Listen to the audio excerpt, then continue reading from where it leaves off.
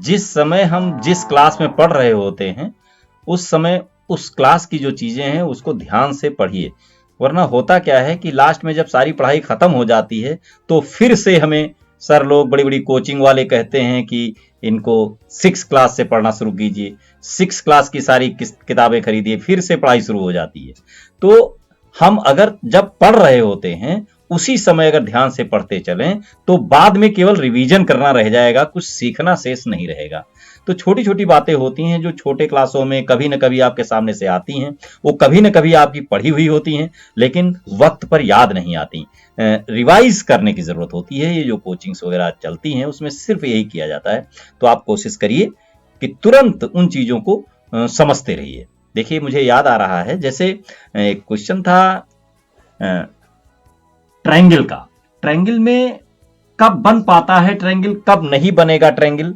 इसके लिए क्या होता है, जो 3 साइड्स होती हैं, 3 साइड्स में 2 साइड का सम, कोई भी 2 साइड का सम तीसरी से हमेशा ज्यादा होगा। छोटी वाली 2 ले लीजिए तो भी वो बड़ी वाली से ज्यादा ही होगा। अगर ऐसा नहीं होता है तो इसका मतलब ये होता है कि वो ट्रायंगल है ही नहीं। जैसे 2 एक साइड है, 2 1 है और तीसरी 5 है।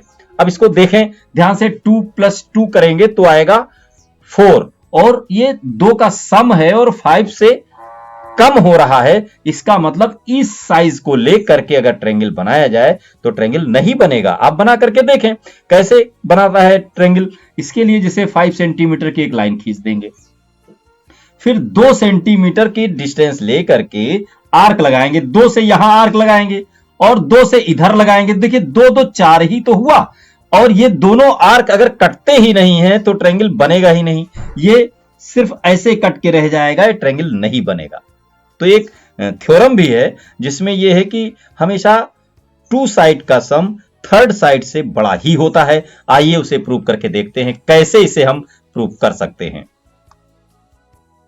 आइए देखिए हम प्रूव करते हैं कि कैसे।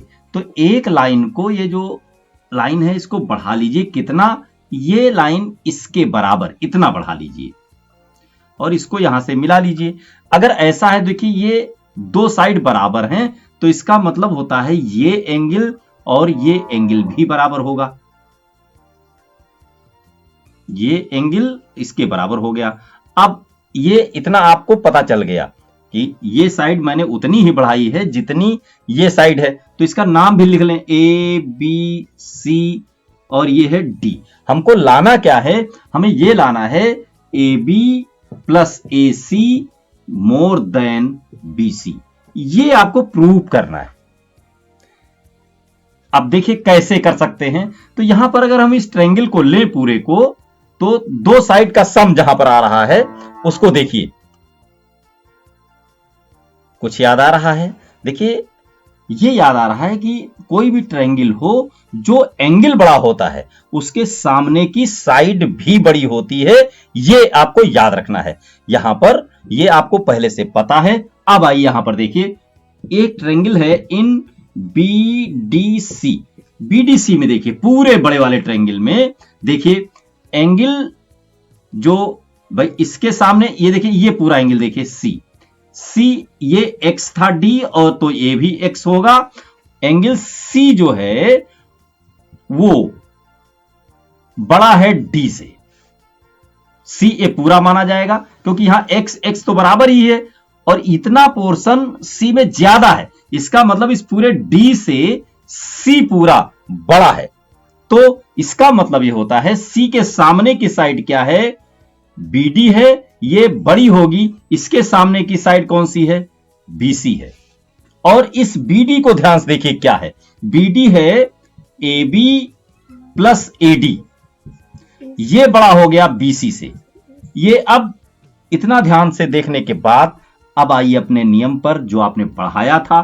क्या बढ़ाया था, AD को AC के बराबर ही तो बढ़ाया था, बस इसकी जगह पर AC रख दीजिए। तो AB + AC > BC। देखिए यही लाना था। कितनी आसानी से आप इस थ्योरम को प्रूव कर ले गए, मुश्किल से 2 मिनट के अंदर। तो अगर हम चीजों को समझ रहे होते हैं तो बहुत ही आसानी से उन चीजों को प्रूव कर सकते हैं और इनको समझते हुए ही चलें, वरना सारी पढ़ाई करने के बाद फिर से आपको कोचिंग करने के लिए कोटा, दिल्ली वगैरह जाना पड़ेगा।